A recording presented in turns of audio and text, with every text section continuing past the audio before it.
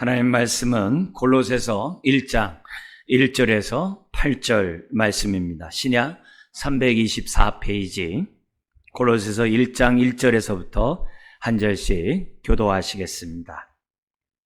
하나님의 뜻으로 말미암아 그리스도 예수의 사도된 바울과 형제 디모데는 골로새에 있는 성도들 곧 그리스도 안에서 신실한 형제들에게 편지하노니 우리 아버지 하나님으로부터 은혜와 평강이 너희에게 있을지어다.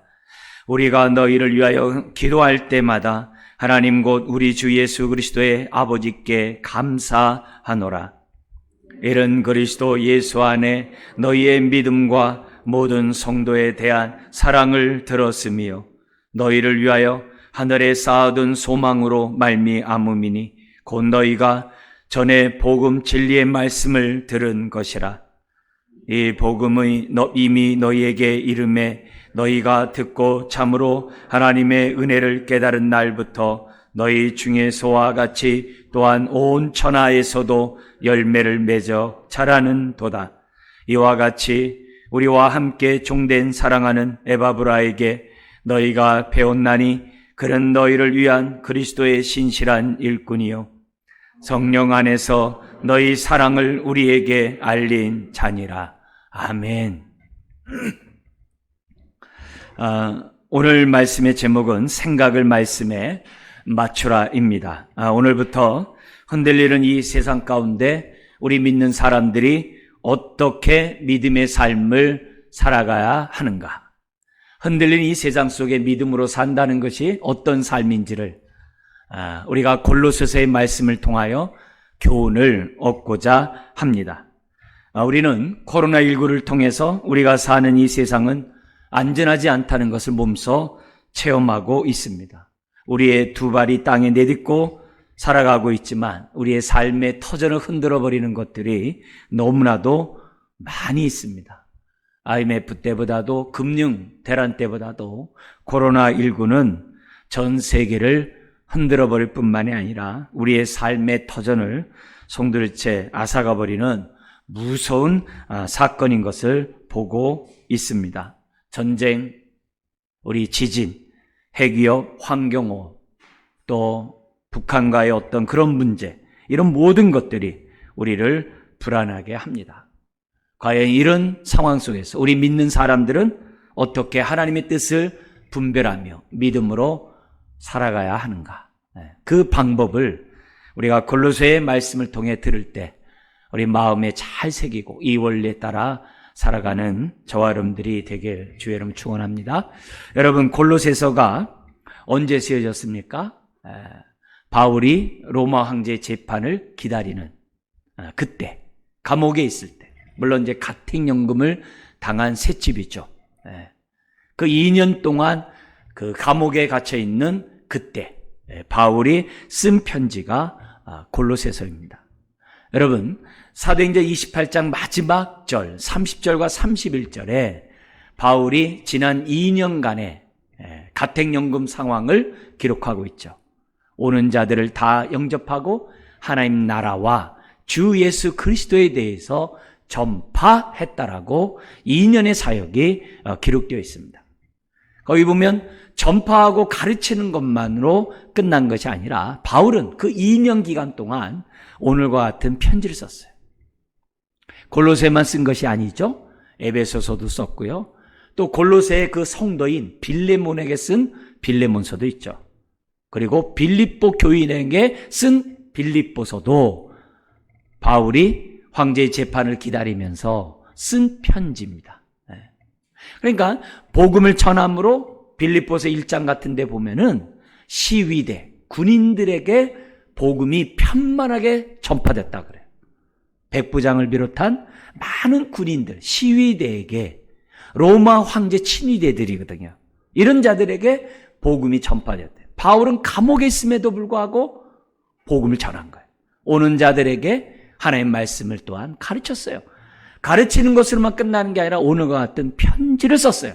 편지만 쓴 것이 아니라 그의 편지를 보면 바울이 교회를 위하여 또 복음과 하나님 나라를 위하여 쉬지 않고 기도했다는 것이 기록되어 있어요. 그래서 바울 서신을 보면 바울의 기도대로 하나님의 뜻이 이루어졌다는 것을 우리는 바울 서신을 보면 우리는 깨닫게 돼요. 바울이 이렇게 쉬지 않고 기도할 수 있었던 것은 기도에는 응답이 있다는 것을 알기 때문이죠.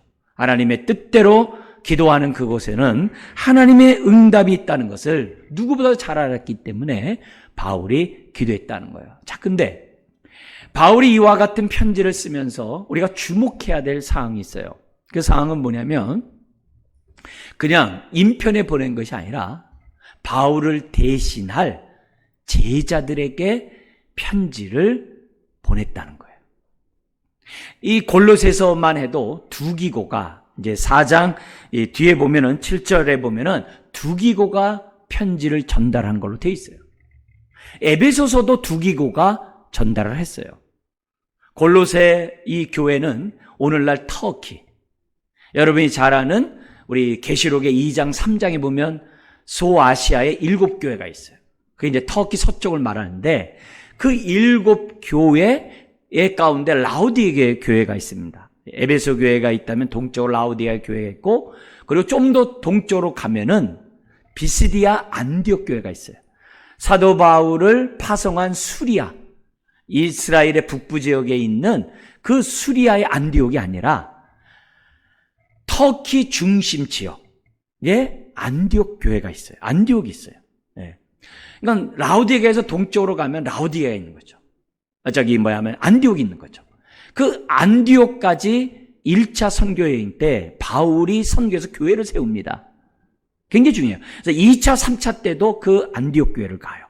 그래서 안디옥 교회에서 안디옥으로 가는 거죠. 근데 그 안디옥 교회와 라우디게의 그 교회 중심에 골로새 교회가 있어요. 그 옆에는 히에라볼리 교회도 있어요.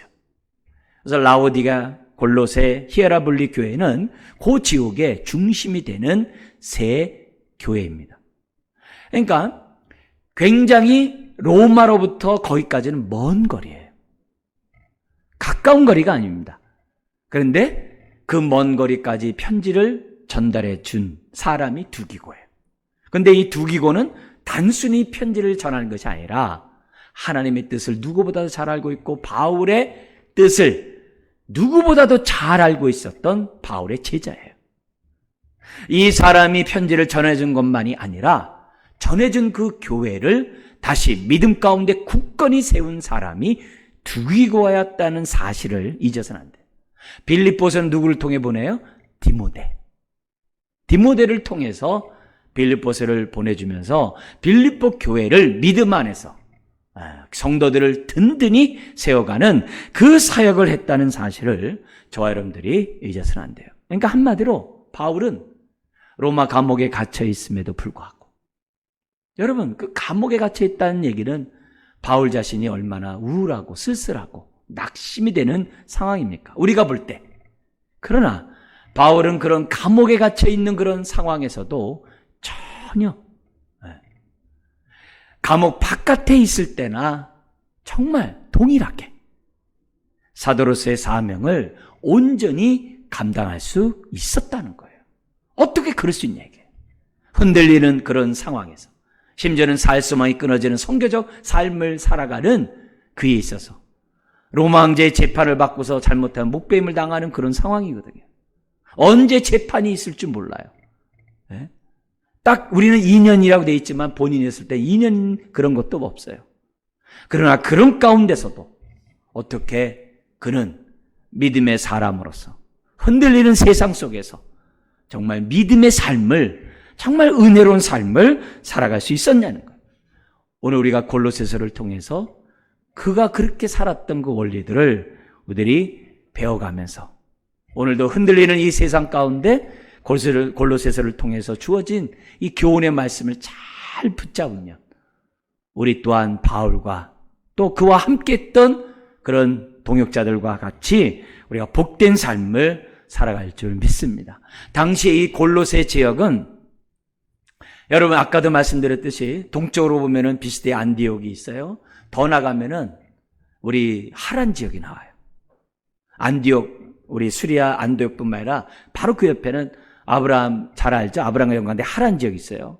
그 하란 지역은 굉장히 유브라데스 티그리스 강이 이렇게 만나는 그런 지역이거든요. 그쪽까지 쫙 연결이 돼요. 서쪽으로 계속 가면 그리스 해가지고 로마까지 연결되는 중요한 통로예요. 중요한 통로라는 얘기는 무슨 말입니까? 그 사회가 혼합적인 사회라는 거예요. 종교도 동방 종교하고도 연결이 되고, 신비 종교가 아주 이렇게 팽배하고, 그리고 유대인들이 그쪽 지역에 살았는데 그 유대인들이 살았습니다만 아주 이렇게 잘못된 그러한 율법주의, 변형된 그 율법주의들이 자연스럽게 그 자리에 자리 잡고 있었고, 그러나 무엇보다도 헬라 철학이 아주 왕성했던 시절이거든요. 그러니까 헬라 철학의 지배를 받고 있었던 지역이 바로 그 당시 교회 상황이에요. 그러니까 예수님을 믿었지만 지금 이때 상황이 약 7년 정도, 교회를 세운 지 7년 정도 된 교회입니다. 그러면 아직도 세상 가치관에, 세상 철학에, 세상의 습관에 물들어 있은 그때예요. 그러니 교인들이 얼마나 그 신앙이 흔들리겠어요. 더구나 환난과 핍박이 기다리고 있는 상황이니 그들의 삶이 얼마나 어렵겠어요. 자기 정말 믿음의 사람들이, 바울과 같은 사람이 옥에 갇혀서 재판을 받고 있는 이런 상황이니 얼마나 그들의 신앙이 불안하겠습니까? 그런 자들에게 바울은 골로새서를 쓰면서 견고한 믿음의 터 위에 굳건히 세움을 주고자 썼다는 것을 우리는 염두에 두셔야 돼요. 그러면서 바울이 그들의 교회와 개인을 굳건히 세우고자 했던 이 말씀을 우리가 잘 깨달으면 은혜가 돼요. 핵심은 두 가지예요. 어떻게 흔들리는 세상 속에 이들을 붙잡아 줄 수 있는가? 첫째는 우리들이 믿는 예수님을 보다 더 잘 알도록 해야 되겠다. 예수가 누구냐 이게? 예수가 누구냐 이게? 우리가 믿는 예수가 누구냐를 보다 더 온전히 알도록 하기 위해서 골로새서 써요. 그리고 두 번째는 그 예수 안에 거하라고. 그 예수 안에 깊게 뿌리를 내리고 세움을 받아 감사가 넘쳐나는 그런 믿음의 삶을 살라고 골로새서를 썼다는 거예요. 이 두 가지 기본 원칙을 저는 좀 더 세부적으로 나눠가지고 12가지 원리 속에 골로새서의 말씀을 전할 것이고, 이 12가지의 이 구체적인 이 원리들을 우리의 삶 속에 잘 기억하고 우리가 적용한다고 한다면 코로나19뿐만 아니라 우리들을 흔들어 놓는, 삶의 터전을 흔들어 놓는 수많은 어려운 일이 있을 때마다 든든히 정말 믿음의 삶을 살아갈 수 있는 저와 여러분들이 될 줄 믿습니다. 성령님을 통해서 주어지는 이 말씀이 마음에 새겨지길 다시 한번 주의 이름으로 축원합니다. 오늘은 첫 번째로 우리의 생각을 하나님의 말씀에 맞추자 이거예요. 하나님의 말씀에 맞추는 저와 여러분들이 되어야만 한다는 거죠. 사람은 생각에 따라 행동을 하죠. 여러분이 4.15 총선 때 투표를 했습니다만 여러분의 생각에 따라 투표를 했겠죠. 오늘도 이 자리까지 오기까지는 여러분의 생각에 따라서 이 자리에 왔습니다. 자, 그런데 우리의 생각에 육의 생각이 있고 성령의 생각이 있다는 것을 우리는 기억해야 돼요.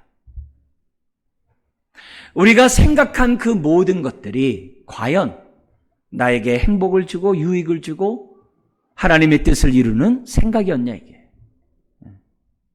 우리들의 생각 가운데 이 생각이 과연 하나님의 말씀과 일치됐냐 이게.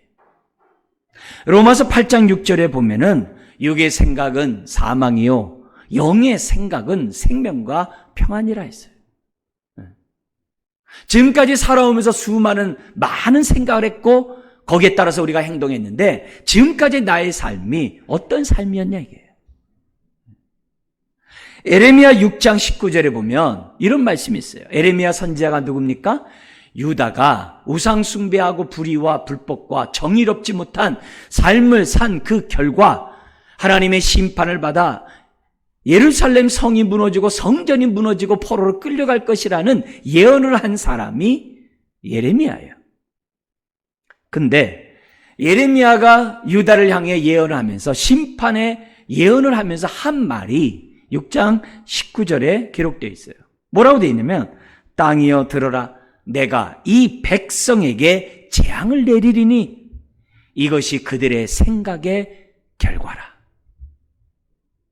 너희들이 하나님의 말씀에 따라 살지 아니하고 네 마음 네 뜻대로 산 그 결과 너희는 멸망을 받을 수밖에 없다는 것을 예레미야 선지자가 말하고 있는 거예요. 그렇기 때문에 우리가 생각하는 이 생각이 얼마나 하나님의 말씀과 일치하는지, 일치하지 않는지를 생각하는 것은 너무나도 중요한 요소예요. 고린도후서 10장 4절 5절에 보면 우리의 영적 전쟁에 대해서 기록되어 있어요. 우리의 영적 전쟁은 뭐냐?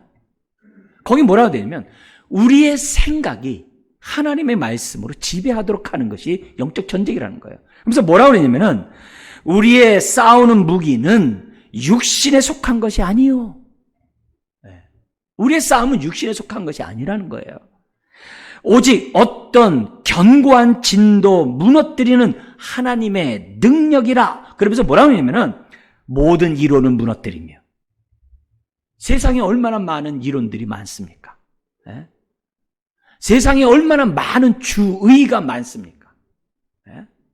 얼마나 많은 주의들이 많아요. 얼마나 많은 사상들이 많습니까? 그래서 모든 이론을 무너뜨리며 하나님 아는 것을 대적하여 높아진 것을 다 무너뜨리며 이성이 곧 신이라는 시대 속에 우리는 살아가고 있잖아요. 이성이 신이라는 그 시대 속에 우리가 지금 살아가고 있거든요. 그런 것들을 무너뜨리며 심지어는 그 다음 말 모든 생각을 사로잡아 사람들이 갖고 있는 모든 생각을 사로잡아 그리스도에게 복종하게 하니. 우리의 영적 전쟁은 다른 게 아니거든요. 밖으로는 이론과 높아진 모든 것들을 무너뜨리고 우리의 생각 속에 정말 하나님의 말씀에 따라 정말 어긋나고 생각하지 않는 그 모든 불신앙의 요소들을 옛사람의 가치관들을 다 무너뜨리는 그게 영적 전쟁이에요. 영적 전쟁은 내 생각에서부터 내 마음에서부터 이루어지는 거예요. 하나님 나라는 우리의 마음에서부터 이루어진다고 하지 않습니까? 그러려면 우리의 생각이 세상적인 생각이 아니라 그동안 내가 경험하고 배웠던 생각이 아니라 하나님의 말씀에 따라 생각해야 한다는 것이 오늘 첫 번째 원리인 겁니다. 특별히 오늘 본문 1절부터 8절에까지 내용은 흔들리는 세상 속에 우리가 흔들리지 아니하고 견고하게 든든히 살아갈 수 있는 복된 삶의 원리가 오늘 1절에서부터 8절까지 있어요. 이 8절까지 나와 있는 이 원리들을 우리가 정말 생각으로 무장한다면 우리는 흔들리는 상황 속에서도 바울처럼 흔들리지 않는 삶을 살아갈 수가 있다는 거죠. 오늘 이 1절부터 8절까지 내용을 보면 1절부터 2절까지는 인사이고 3절부터 8절까지는 골로새의 교인을 향하여 감사 기도한 내용이고 그러면서 에바브로디도를 이렇게 정말 인정하는 그로 인하여 에바브로를 통해서 골로새 교회가 세워졌는데 골로새 교인들에게 안심, 위로 더욱더 에바브라를 의지할 수 있도록 그리고 에바브라가 전해준 그 복음을 붙잡고 신앙생활을 하도록 에바브라를 아주 이렇게 천거하는 인정하는 그런 내용이 8절까지 기록되어 있습니다. 그래서 저는 우리의 생각, 우리가 가져야 될 생각 5가지를 얘기할 거예요. 이 생각을 하나님 말씀에 따라 우리가 굳건히 가지면 우리는 흔들리지 않을 수 있다 이거죠. 인사를 통해 4가지를 갖고 그 다음에 감사했던 내용을 통해 1가지를 더 여러분들에게 나누고자 합니다. 첫 번째, 흔들리는 우리가 현실에 놓여 있을 때마다 내가 막 어렵고 힘들고 괴롭고 낙심되는 두려움이 있는 이런 삶, 불확실한 미래를 살아갈 때 나는 어떻게 살지? 앞으로 나는 어떻게 살지? 이런 생각이 들 때마다 첫 번째 가져야 될 생각이 뭐냐? 1절에 있어요. 우리 같이 한번 읽어볼까요? 하나님의 뜻으로 말미암아 그리스도 예수의 사도된 바울과 형제 디모데는 첫 번째는 하나님의 뜻 안에서, 하나님의 뜻 안에서 내가 누구인지를 생각해야 합니다. 이걸 다른 말로 하면은 호람데오, 하나님의 존전, 임재의식 속에서 나를 보라는 거예요. 굉장히 중요해요. 하나님과 나와의 관계에서 내가 누구인지 나의 정체성을 확립하라는 말이에요. 하나님 뜻 안에서. 여러분, 바울은 자신을 하나님 뜻으로 말미암아 그리스도 예수의 사도가 되었다라고 확신 있게 말합니다. 여러분, 지금 이 말을 하는 상황이 어떤 상황이라고요? 감옥에 갇혀 있어요. 언제 죽을지 몰라요. 그런 상황에서 그가 처음으로 한 말이 하나님의 뜻이에요. 하나님의 입장에서 지금 자기를 보고 있다는 거죠. 나의 나됨을 규정하는 말들이 많죠. 저는 어디에서 태어났고 어디서 자라났고 어떤 일을 하고 있어요. 어떤 학교를 나왔어요. 나에 대해서 규정하는 많은 것들이 있죠. 중요하죠. 그러나 본질적으로 나의 나됨을 규정하려면 하나님과의 관계에서 규정해야 돼. 하나님과의 관계에서 나는 누구냐 이게. 좀 더 좁게 얘기하면 하나님의 뜻 안에서 나는 누구냐 이게. 바울은 사도임을 드러내고 있어요. 사도가 어떤 뜻이냐면은 보냄을 받은 자라는 거예요. 보냄을 받았다는 얘기는 부름을 받았다는 거죠. 저와 여러분들은 다 뭐예요? 보냄을 받은 자들이에요. 우리를 구원하신 이유는 세상으로 보내기 위함이에요. 양을 이리 가운데 비록 보내지만 보내기 위하여 우리를 구원하신 거예요. 부르신 거예요. 자녀 삼으신 거예요. 바울은 자신이 누구인지를 하나님 뜻 안에서 분명히 규정하고 있어요. 여러분, 내가 하나님 안에서 누구인지를 아는 것은 무엇보다도 가장 중요한 본질적인 첫 번째 요소예요. 우리가 어려울 때뿐만 아니라 평범한 일상 속에서도 내가 누구인지를 알아야 돼요. 하나님 안에서, 특별히 하나님의 뜻 안에서 부름받은 내 자신을 알고 있어야만 합니다. 여러분, 우리의 삶은 우연이 없어요. 어쩌다가 없어요. 하나님의 부르심에는 후회함이 없다 그랬어요. 뜻이 있어서 부르셨다는 거예요. 구원하셨다는 거예요. 이 자리에 있게 했다는 거예요. 오늘 예배를 드리게 하신다는 거예요. 그렇기 때문에 오늘 내 삶을 향한 하나님의 뜻을 발견하고 무엇보다도 본질적으로 하나님이 나를 보내셨다는 이 기본적인 원칙을 우리들이 갖고 있다고 한다면 흔들리는 세상에서 믿음으로 행할 수가 있어요. 보냄을 받은 자로서 보낸 자답게 행동할 수가 있다는 거죠. 우리를 돌보시는 거요? 우리를 인도해 주시는 거요? 여러분, 걱정이 안 돼요. 왜요? 뜻 안에서 내가 누구인지를 알면은 눈동자같이 보호하시는 하나님의 그 말씀은 자연스럽게 따라오는 거예요. 은침한 골짜기를 다닐지라도 해를 두려워하지 않는 그 주님의 지팡이가 나를 안위한다는 이것은 자연스럽게 따라오는 거예요. 하나님은 나를 부르신 다음에 방치하지 않으세요. 나를 방임에게 내버려 두지 않아요. 네. 저와 여러분들을 다듬으세요. 저와 여러분들을 하나님의 뜻을 이룰 수 있는 사람으로 빚어가세요. 그리고 하나님의 뜻을 이룰 수 있는 사람으로 사용하세요. 우리가 힘들고 어려울 때마다 무섭고 두렵고 낙심하고 심지어는 원망하는 것이 아니라 바울처럼 하나님이 나를 부르신 이유는, 나의 아버지가 되신 이유는, 나를 구원하신 이유는 다 뜻이 있어. 그 주님이 지금 나와 함께 하셔. 나는 그 뜻대로 나는 살아갈 거야. 내가 잘 모른다 하더라도 하나님께 기도하면서 의지하면서 나는 그 뜻이 나를 통해 이루어질 줄 믿어. 바울은 환난과 핍박 속에서도 자기 정체성을 잃지 않았다는 거예요. 이것이 제일 중요해요.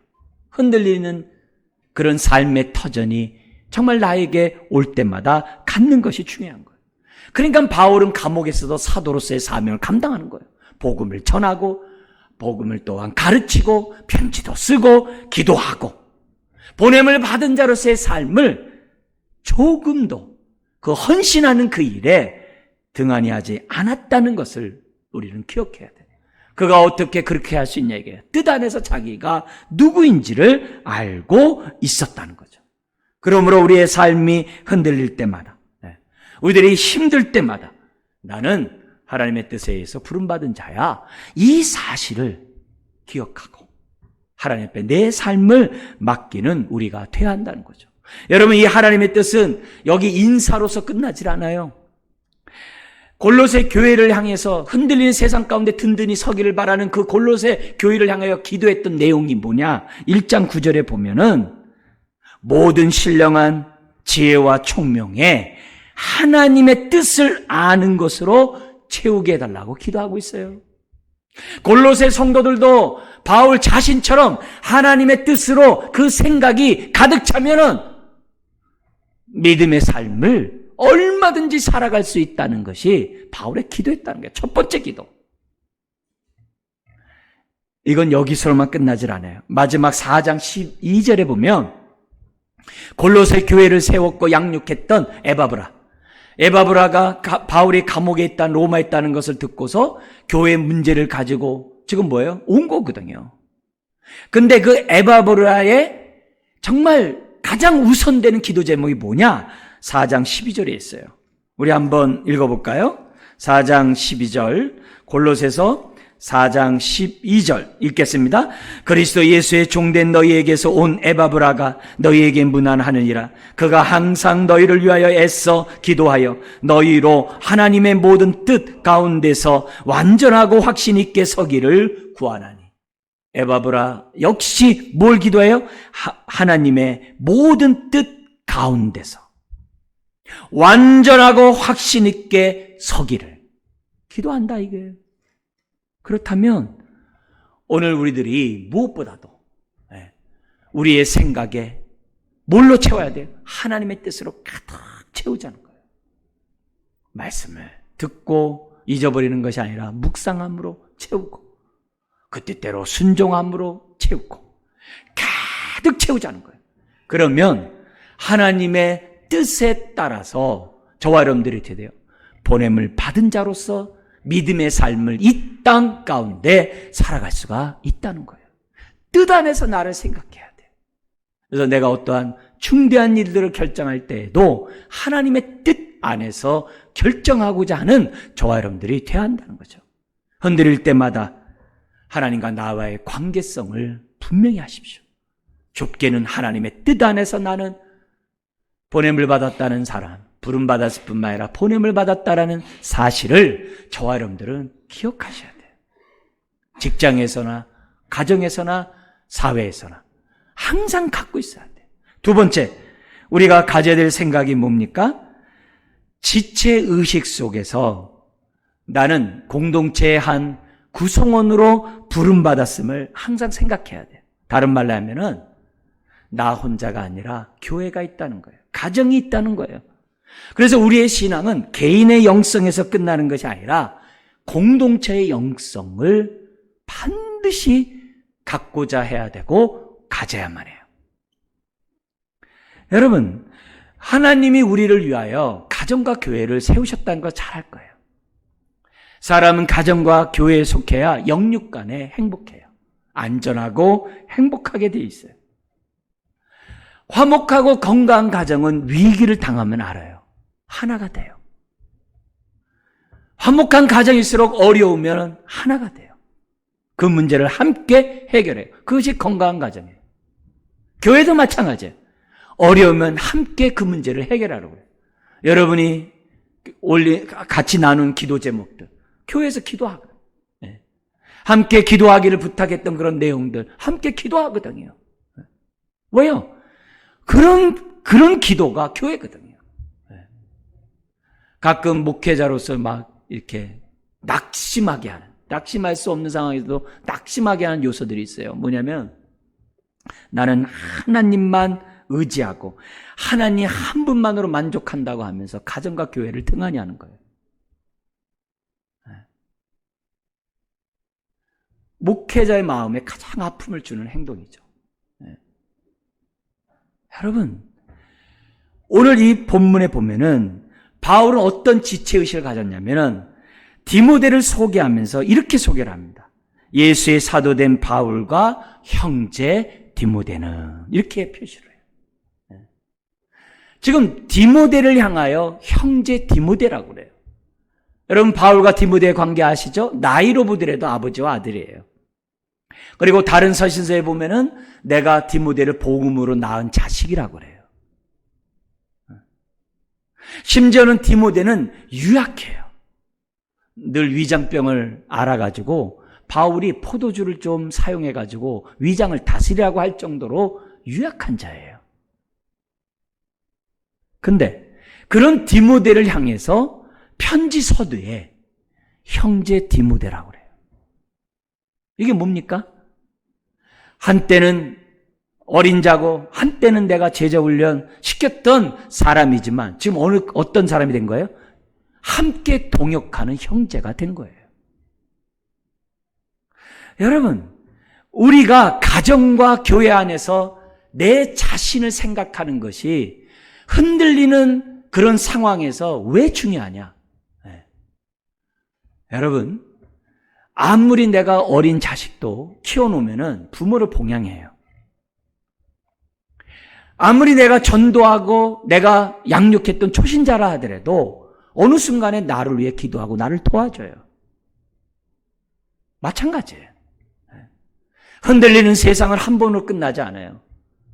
계속 우리의 인생을 흔드는 일들이 계속 옵니다. 우리가 이 땅에 사는 한 우리의 삶을 흔들려요. 교회는 흔들리는 상황 가운데 있을 수밖에 없어요.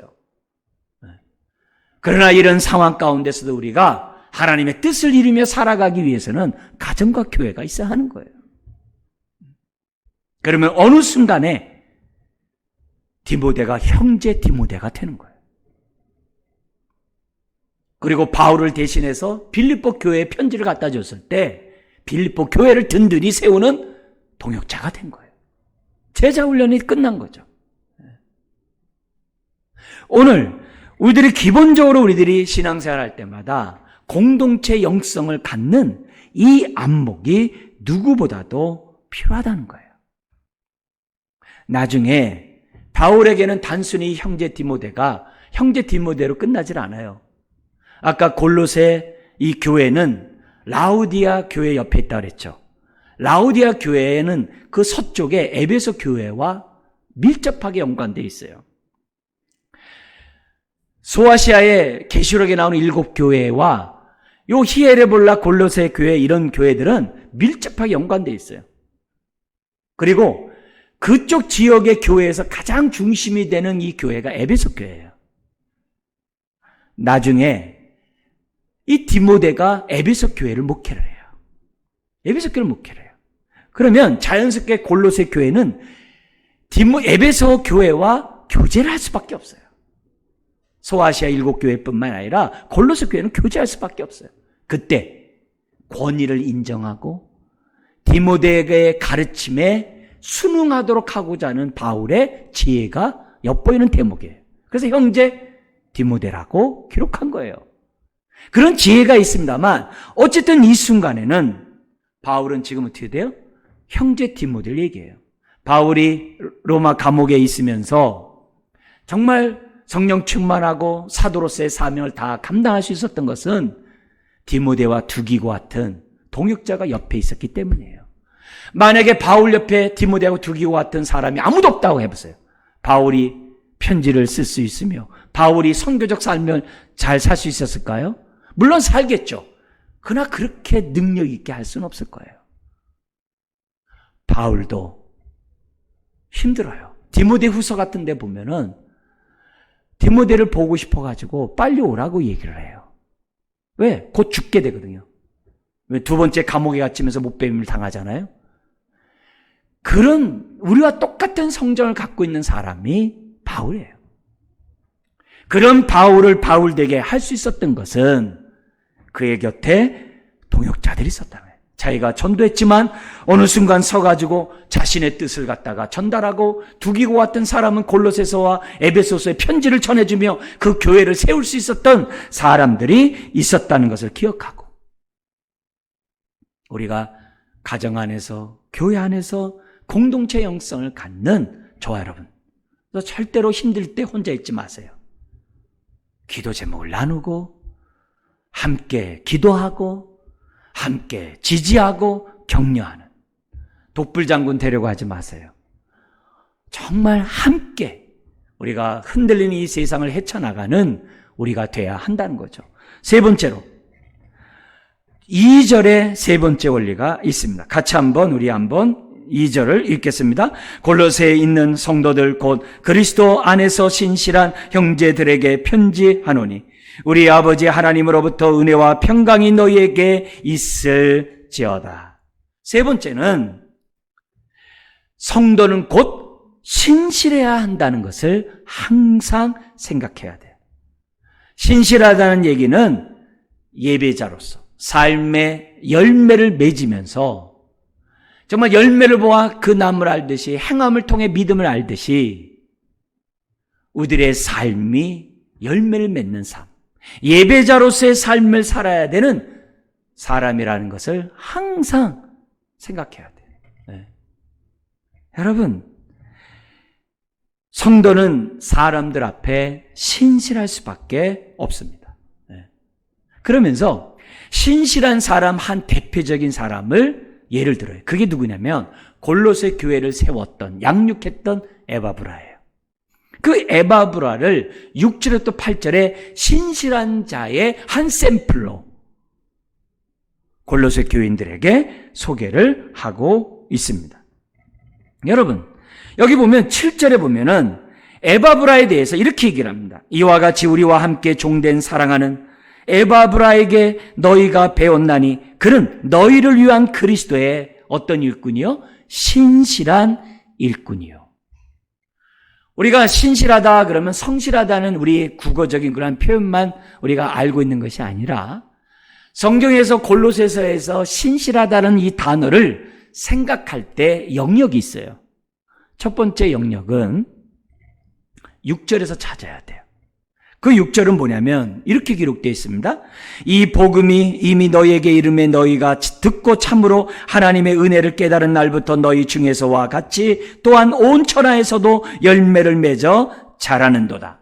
지금 6절부터 8절까지는 골로새 성도들에게 에바브라가 전했던 이 복음은 내가 전한 복음과 똑같다는 거예요. 그렇게 함으로 에바브라의 권위를 인정해 주는 거예요.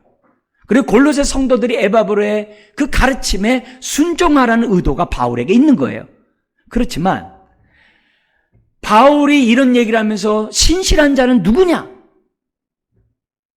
바울처럼 주님으로부터 깨달았던 말씀을 가감하지 아니하고 전했던 것처럼 전하는 자가 신실한 자예요. 에바브라처럼 바울에게 배운 그 말씀을 골로새 성도들에게 있는 그대로 전하는 사람이 신실한 사람의 첫 번째예요. 예수님도 이렇게 얘기합니다. 나는 내 뜻을 전하지 아니하고 아버지의 뜻을 너희에게 전하노라. 그런 의미에서 신실한 거예요. 특별히 흔들리는 세상 가운데 살아가는 저와 여러분들 보면은 세상에 거짓 뉴스들이 너무 많아요. 가짜 뉴스들이 너무 많아요. 흉흉한 말들이 너무 많아요. 이런 세상 속에서 오늘 저와 여러분들이 어떻게 살아야 되느냐? 항상 신실한 자로 살아야 되는데 세상 사람들에게 나는 내 생각을 말하는 것이 아니라 세상의 어떤 이론을 말하는 것이 아니라 내가 듣고 배우고 깨달은 이 말씀만을 전함으로 위로하고 세임을 주고 이 문제를 해결하겠다는 생각을 가져야 하는 거예요. 우리는 신실한 자로, 무엇보다 말씀에 있어서 전하는 데서 신실한 자로 우리는 서야 돼요. 그게 굉장히 중요해요. 동시에 신실한 자는 생각부터 달라야 돼요. 어떻게 생각이 달라야 되냐면 8절 같이 생각해야 돼요. 읽겠습니다. 성령 안에서 너희 사랑을 우리에게 알린 자니라. 여러분, 자기가 개척을 했어요. 자기가 세웠어요. 자, 그러면 이 골로새 상황을 얘기할 때 어떻게 바울에게 보고할 수 있어요? 내가 교회를 세웠고요.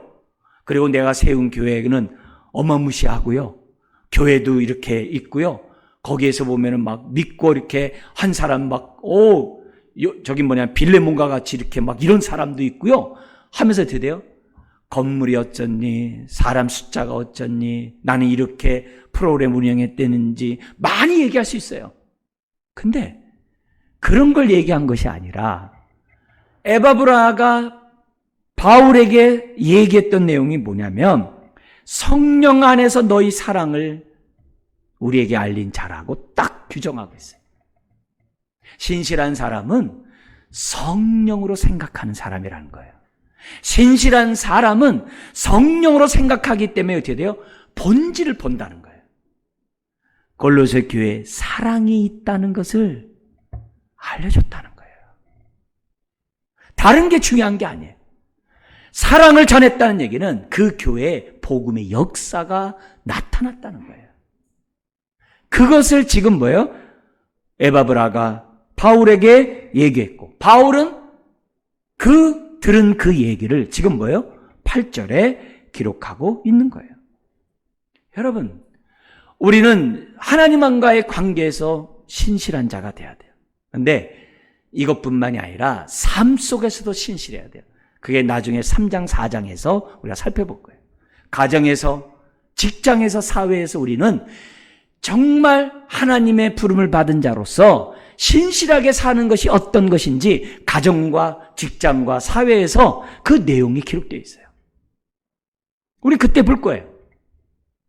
이처럼 오늘 하나님을 정말 믿고 있는 저와 여러분들, 부름을 받은 이 성도는 항상 신실해야 돼요.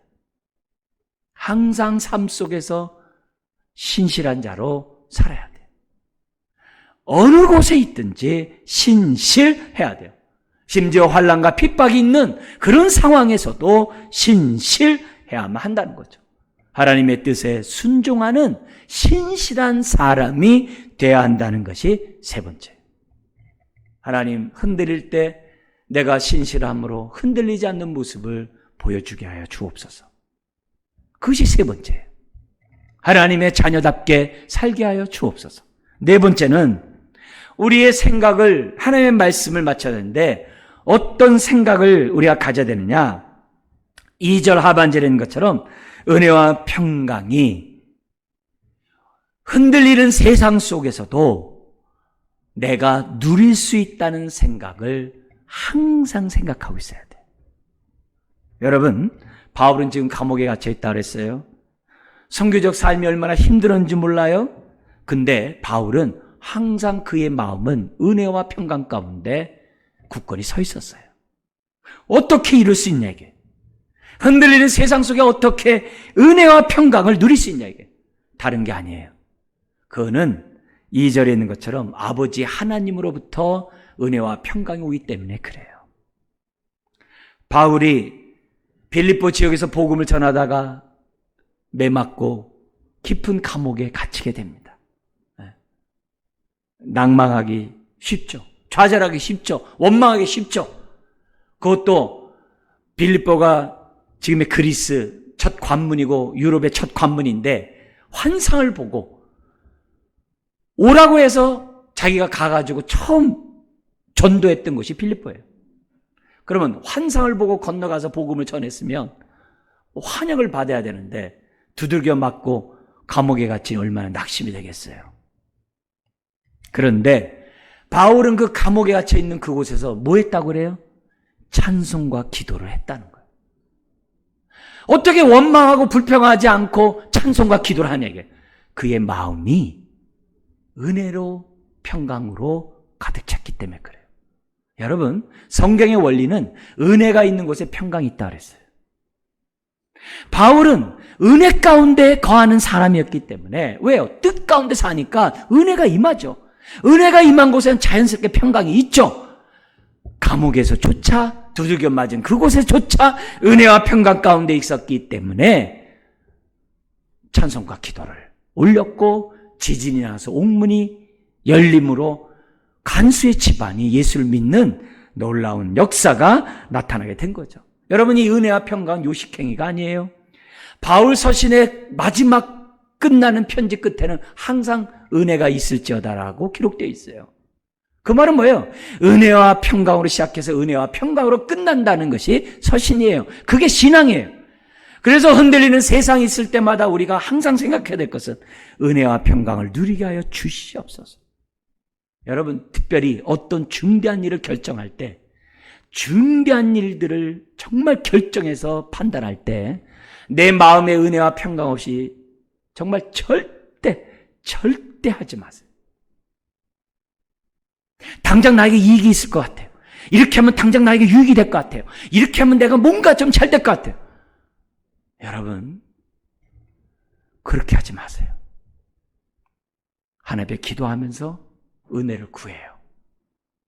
그리고 마음의 평강이 지배할 때까지. 그게 뭐예요? 하나님 나라가 임하고 성령 충만한 거잖아요.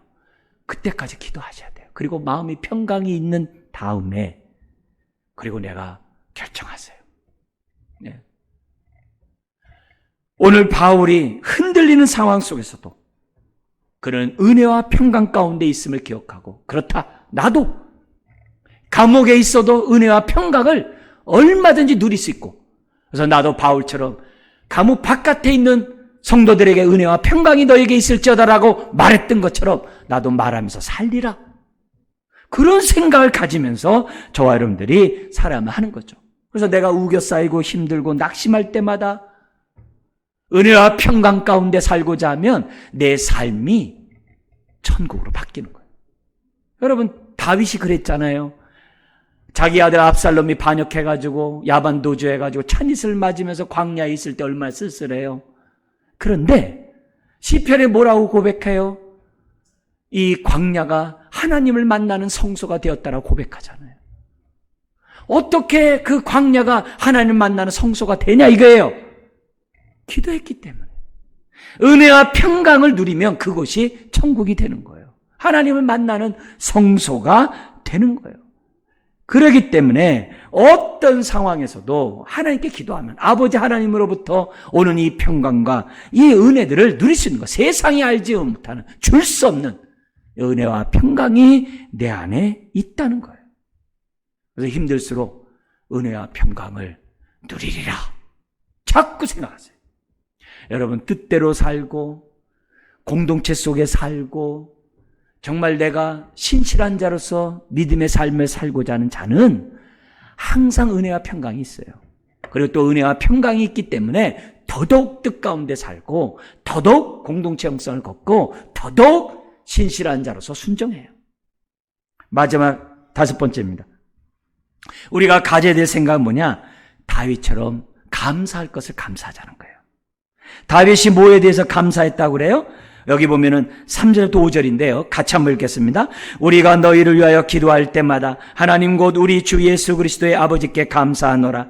이는 그리스도 예수 안에서 너희의 믿음과 모든 성도에 대한 사랑을 들었으며 너희를 위하여 하늘에 쌓아둔 소망으로 말미암음이니 곧 너희가 전에 복음 진리의 말씀을 들은 것이라. 복음을 에바브를 통해 들을 때 믿음이 생기고 그리고 사랑을 실천하고 그리고 이렇게 할 수 있었던 이유는 그걸 끝까지 할 수 있었던 얘기는 하늘의 소망이 있기 때문이라는 것. 복음을 들으면 하늘의 소망이 생기잖아요. 그것이라는 것을 바울이 알려준 거예요. 자, 근데 우리가 여기서 5번째로 봐야 될 생각이 뭐냐? 바울이 감사했던 요 관점을 우리가 갖자는 거예요. 여러분, 이거는 물질적인 게 아니에요. 이거는 흔들리는 세상 가운데서도 얼마든지 우리가 가질 수 있는 3가지 요소예요. 믿음과 사랑과 소망은 기독교의 3대 요소죠. 3대 요소죠. 이것이 얼마나 중요하면 우리가 사도신경은 믿음에 관한 거죠. 십계명은 사랑에 관한 거죠. 주기도문은 소망 비전에 관한 거죠. 그래서 우리가 40일 신앙훈련 할 때도 주기도문에 따른 기도 훈련을 한 거예요. 그러니까 믿음과 사랑과 이 소망은 신앙생활하는 데서 뗄래야 뗄 수 없는 굉장히 중요한 3가지 요소예요. 교회에서 우리 교리 공부하는 우리가 기독교 강요라든지 대소요리 문답, 웨스터민스터 이런 다 이게 뭐냐면 하이델베르크 이거 요리 문답에 보면 다 믿음, 사랑, 소망을 다 가르쳐요. 사도신경과 십계명과 주기도문을 다 가르쳐요. 왜냐? 세 가지가 우리 신앙의 핵심이기 때문에 그래요. 자, 근데 흔들리는 세상에 있다 보면 이게 안 보여요. 에바브라가 골로새 교회를 보면서 불안하고 두려운 마음을 가지고 바울에게 얘기하는 거예요. 근데 바울이 딱 보니까 소망이 생기는 거예요. 왜? 아, 그곳에 복음이 심겨졌구나. 그래서 아까 얘기한 거예요. 너희가 에바브라를 통해서 복음을 들었고 그 복음이 들었기 때문에 열매를 맺는구나. 그 열매가 믿음, 사랑, 소망이거든요. 근데 그 열매는 너희만이 아니라 온 천하에, 거기 6절에 온 천하에서도 열매를 맺어 자라는도다. 복음이 떨어지면 믿음, 사랑, 소망이 있는 거예요. 복음이 있는 곳에는 믿음, 사랑, 소망이 있는 거예요. 우리 안에 믿음, 사랑, 소망이 있고 공동체 안에 믿음, 사랑, 소망이 있고 복음이 있는 곳에는, 기독교가 있는 곳에는 항상 이 세 가지가 있는 거예요. 항상. 그래서 흔들릴 때마다 자꾸 바깥에 거 보지 마세요. 주가 보고서 막 흔들리고 막 정치 이슈 때문에 막 불안하고 두렵고 막 이 세상 잘못되는 거 아니야? 그런 거에 대해서 좌지우지하지 마세요. 불안해하지 마세요. 오히려 그럴 때마다 뭘 봐야 돼요? 하늘의 소망 가운데 내게 있는 믿음을 보세요. 그리고 함께 사랑을 더 나타내고자 하세요. 예? 그리고 내게 이런 소망과 이런 믿음과 사랑이 있다고 하는 것 있음으로 인하여 기뻐하세요. 왜요? 하나님의 자녀니까. 예. 설령 내가 죽더라도 주님 품에서 눈 뜨잖아요. 기본적으로 우리들이 불안하고 두려울 요소들이 없다는 거예요. 뭘 보면요?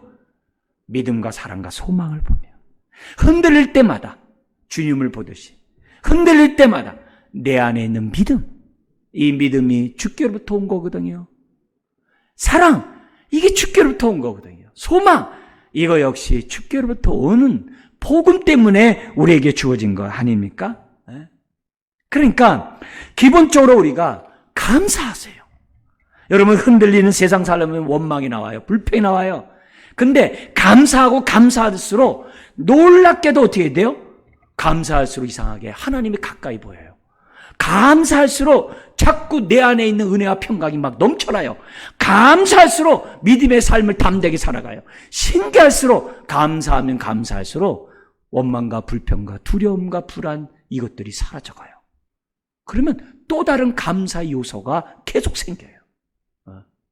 그래서 바울은 이 믿음, 사랑, 이 소망이 더욱더 굳건히 되도록 하기 위해서 골로새서를 계속 씁니다. 그래서 4장까지 보면은 계속해서 이 모습이 믿음과 사랑과 소망에 관한 이 말씀이 지속적으로 나오고 있는 것을 보게 돼요. 그래서 너희가 믿음이 있는데 그 믿음이 더욱더 굳건히 서기를 원한다. 너에게 지금 모든 사람을 사랑한다는 이 사랑이 있는데 모든 것에 사랑을 더하거라. 그게 이제 골로새 3장에 나오는 얘기는 3장 14절에 모든 것에 사랑을 더하라. 너희가 소망이 있는데 더욱더 하늘에 대한 소망을 견고하게 가지면서 흔들리지 마라. 흔들리지 마라. 그 얘기를 계속 믿음, 사랑, 소망을 골로새서를 통해서 할 거예요. 여러분, 우리가 무엇보다도 흔들 때마다 영적인 것에 감사하세요. 우리를 불안하게 하는 요소에 따라 움직이지 말고 나에게 있는 믿음과 사랑과 소망을 인하여 감사하세요. 그러면 지속적으로 아까 얘기했던 것처럼 바울처럼 정말 보냄을 받은 자로서 살아가고 동역자 의식으로 살아가고 신실하게 살아가고 은혜와 평강 가운데 감사하면 감사할수록 살아갈 수 있다는 것이 하나님의 뜻이고 하나님의 생각이고 바울의 생각이고 골로새를 향한 편지를 통한 우리에게 주시는 하나님의 뜻이요 생명인 줄 믿습니다. 앞으로도 흔들릴 때마다 이 5가지 생각을 말씀에 따라 하심으로 견고하게 믿음의 닻을 정말 주님께 탁 두는 저와 여러분들 되시기를 주의 이름으로 축원합니다. 기도하겠습니다. 하나님 아버지, 수많은 위기 때가 있을 때마다 육의 생각을 하는 것이 아니라 영의 생각을 하는 우리가 되게 하여 주옵소서. 주여, 경험과 이성에 의지하지 않고 말씀에 따라 생각하는 우리가 되게 하여 주옵소서. 예수님의 이름으로 기도드리옵나이다. 아멘.